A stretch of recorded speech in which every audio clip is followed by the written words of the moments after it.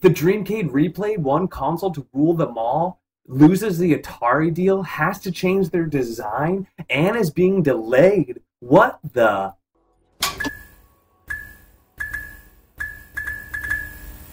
This is a cool looking project that I backed myself. As you can see, I'm a backer, and amongst other 1,600 plus people to get the ultimate retro gaming device. And I've not only invested into it, I've researched it, I've also took a tour of the actual facility themselves, and I got to look at the prototype units here. You have them on the table, and I got a full tour, talked to the owners, and after that tour was actually when I decided to invest in this company.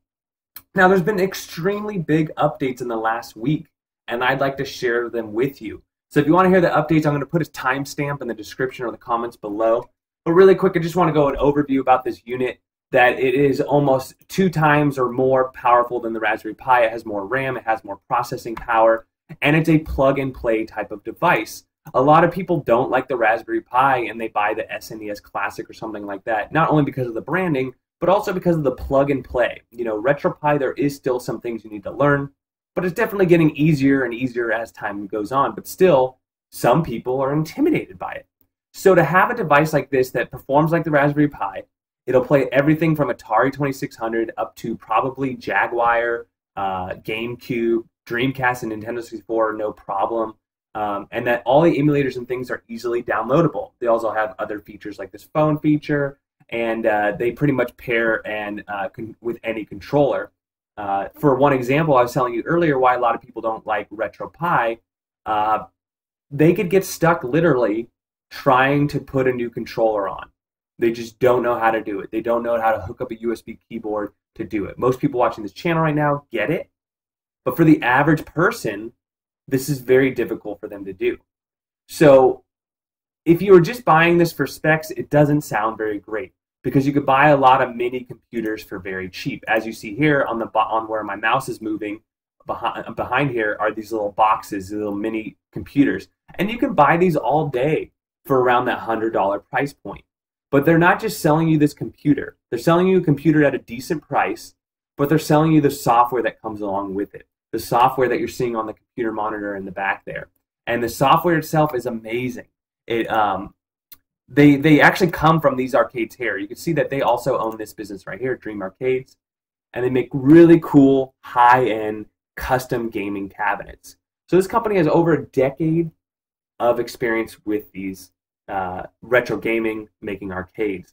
So you would think that they're ready to go. The software has been proven to work. Easy. All right, so here's the latest update. The good, the bad, and the ugly. Mega update. So starting today, we've been sending out registration for the community website. Okay, this is not that interesting. They're making like a social website where people can talk, make avatars, things like that. I've talked about that in previous videos. It's not that interesting to me. What it really is interesting is what's below. Basically, what they're saying, if you read through these words, is Atari basically canceled all communications with them because Atari themselves is building their own retro comeback computer. And there's 2 things that are going to happen with that. Number 1 is the games that were going to be included. We're going to include some Atari games. It looks like that's no longer the case. They have pulled any licensing deal with Atari. So you're going to have to illegally get your Atari games or back up your current games. That's going to be your only option. Also, the design. They shared the design of this actual device with Atari. And if anybody looked at Atari's new device, it actually kind of looks like this one. So I don't know who's telling the truth or what's going on, but basically my understanding is that the look of this device is going to change. And a lot of people say that's a shame because they really like the look of it currently. But we'll see on that. That's a big question mark, is what the actual box will look like. And because of that, because they're changing the design, they're actually pushing the date to February 16th. This was supposed to have a December release date. Their new expected delivery date is February 16th on Chinese New Year. There's now a month and a half, a 90-day delay. Okay, one good is that they are switching the CPU from an Apollo Lake CPU. The N3350 is now going to be included, which is awesome, compared to the Z8500. I went ahead and put up the comparison here. So why this is better, you have a slightly faster clock speed, you have 2x cache, it's only, it's a 1 year newer, and it's a little bit better on the single core test. but the Atom is still more than 30 higher clock speed on the stock clock speed, and it does have more cores. So this will be interesting. As far as the benchmarking, you can see they one one and one the other by similar distances. And on the bottom here, you can see the differences between the cores and everything. Something significant is a little bit newer of a GPU in there. Not a huge difference, but they're saying it's 10 to 30% faster. So that'll be interesting. And I've heard other reports saying that the Atom processors are not that great, especially for Nintendo 64. So I think it'll be good, but we'll see. Not only that, but they're saying that it might be able to do some types of 4K video as well. So I ordered one. I should get one soon. I did a full tour, and I interviewed the CEO here. And if you want to see that video, I'll post a link in the description below. Lastly, let's just read what everyone's saying.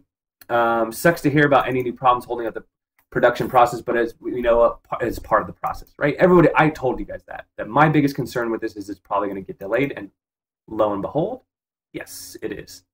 Sorry to hear about the setback. So people are really, supportive. I'm sorry to hear about it too. I really want this thing to succeed. I think Richard's right that it has a silhouette at the 2600, so the design might be patented and they can't do it anymore, as well as Atari's dropping their game. Yes, that sounds about right. Somebody sees, they're like, it's really unfortunate. I love the look of it. Most people like the look. This guy's excited for the Vulkan renderers with the new CPU. Some guy said I'd still be happy with 100 games. That was nice. We're aiming to get a good selection of NES, SNES, Genesis, and so forth. Okay, so they're going to focus on like the main consoles for Sega and Nintendo. Yes, the design will change. We'll make it a better of the replaceable overlays we promised as a stretch goal. So if you want a wood grain 1 week, great. Next week, you'll have a camo mod, everything else. So more customization coming along. That's good. I don't mind the physical design change. I just didn't connect the dots and realize that the suspension of the campaign was due to Atari pulling out of the licensing deal. Very unfortunate. Everyone's mad at Atari.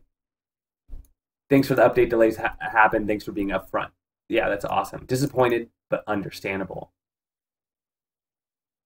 Any chance we could do SurveyMonkey to help you with the design? That'd be cool. I believe Intel provides Vulkan support for their Apollo Lake processor and their drivers. Whether or not you guys end up using the emulators that support Vulkan, PSP, Dolphin, etc. is another story.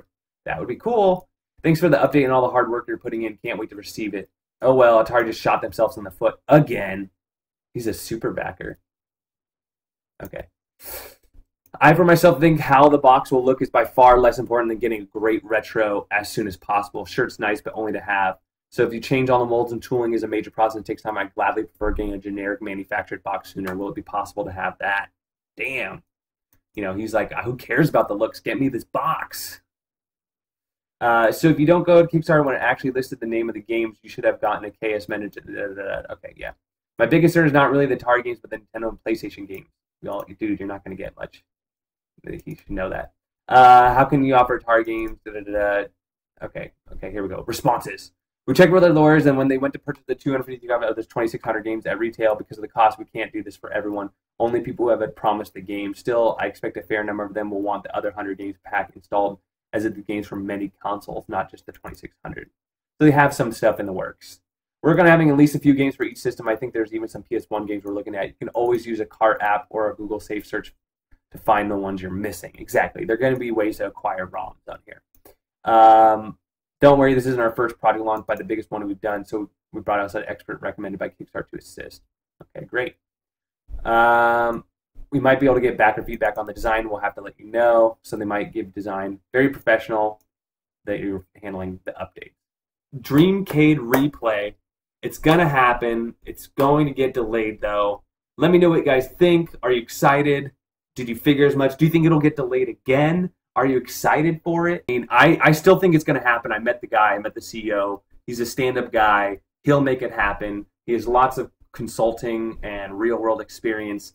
I don't think it's going to be anything where you're going to lose your money.